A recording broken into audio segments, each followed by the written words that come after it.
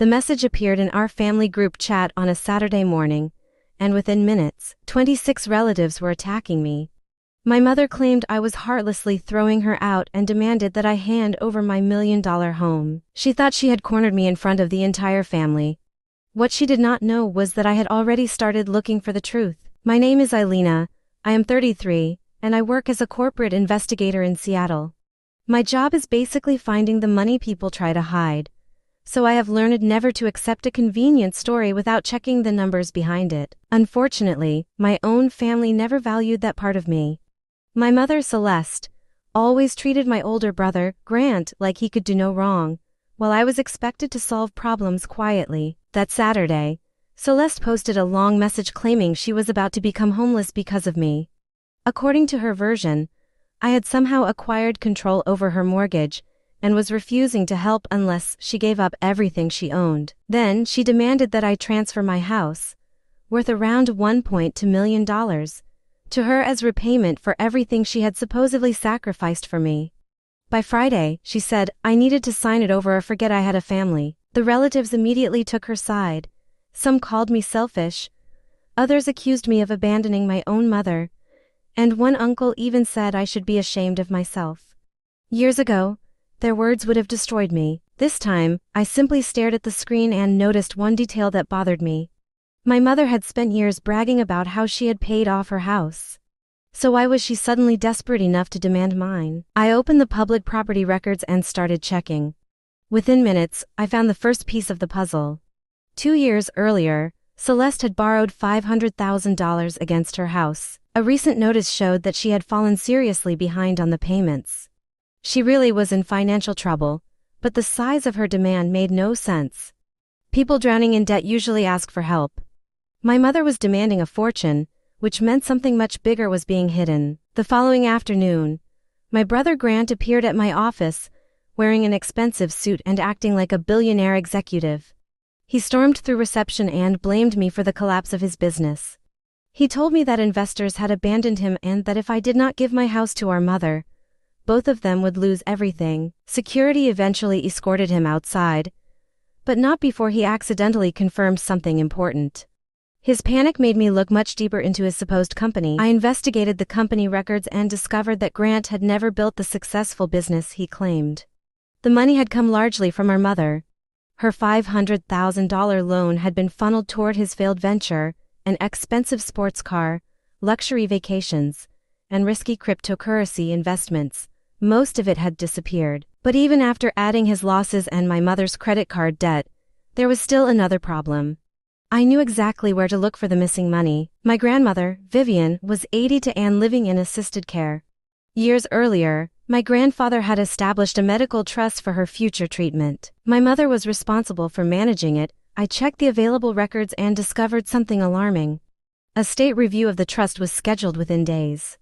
Suddenly, the entire situation made sense. My mother did not need my house because she wanted somewhere to live. She needed a huge amount of money before someone discovered what she had done. I drove straight to my grandmother's residence. She looked tired when I arrived, but her mind was as sharp as ever. She told me my mother had visited the previous day, crying and claiming the medical trust was almost empty because of rising costs. She had even told Vivian that she might soon be forced into a cheap facility. I explained what I had found, expecting my grandmother to be devastated. Instead, she became completely still and asked me one question: did I bring proof? Vivian opened a locked wooden chest and removed a folder she had been quietly maintaining for years. She had arranged for duplicate financial statements to be sent to an address my mother did not know about. Inside was a transfer authorization showing $250,000 moving directly from the medical trust into Grant's company account. The signature authorizing the transfer was supposed to belong to Vivian. It was not hers. Someone had copied it, and she knew exactly who. My grandmother did not cry. She looked at the forged document and said that she had survived too much in her life to let her own daughter destroy what had been set aside for her care. We contacted an attorney immediately. Every document was scanned, every message was preserved, and every financial transaction was organized. Meanwhile, my mother continued performing for the family group chat. She announced a Friday dinner where everyone would supposedly watch me sign my house over to her. I agreed to attend. Friday night, 26 relatives filled a private dining room. My mother sat at the head of the table, pretending to be devastated. Grant sat beside her with a prepared property document and a pen waiting for me. The moment I entered, the accusations began. Relatives called me cruel and selfish. Grant told me I had never done anything for the family.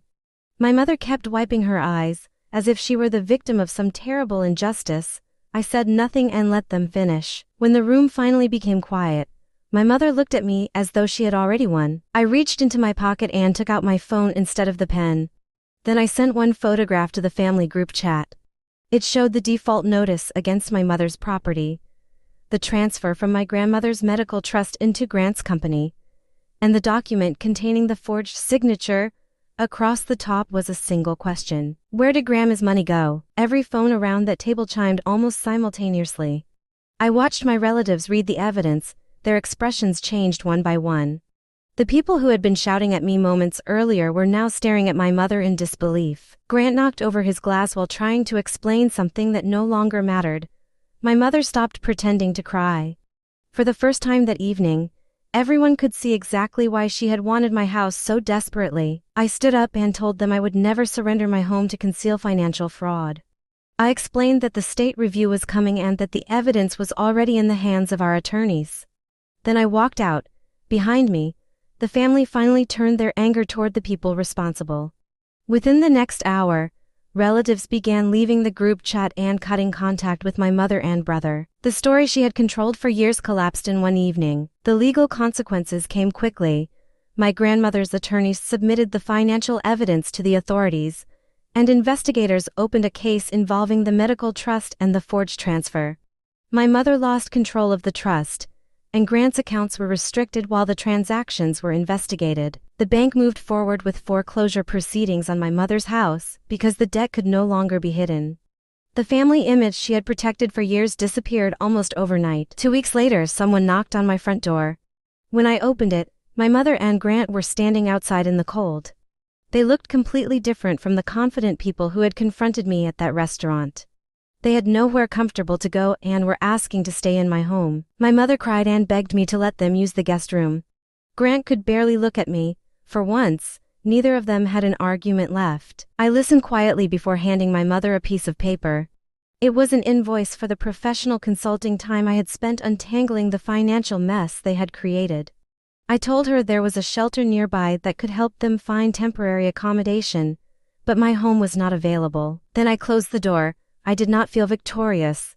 I felt peaceful, because for the first time I understood that saying no was not cruelty when the person asking had spent years taking advantage of me. My grandmother eventually moved into my home, where her medical care was protected and her finances were secure. The house that my mother had tried to take from me became a place where Vivian and I could finally live without fear of another family crisis.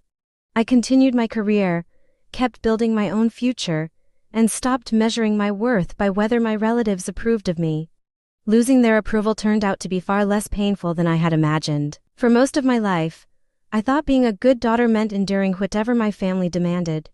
I believed keeping peace meant swallowing every insult and fixing every problem they created.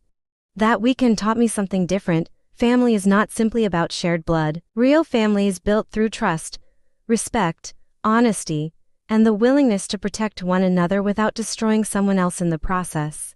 Sometimes the healthiest thing you can do is finally stop rescuing the people who keep choosing the fire.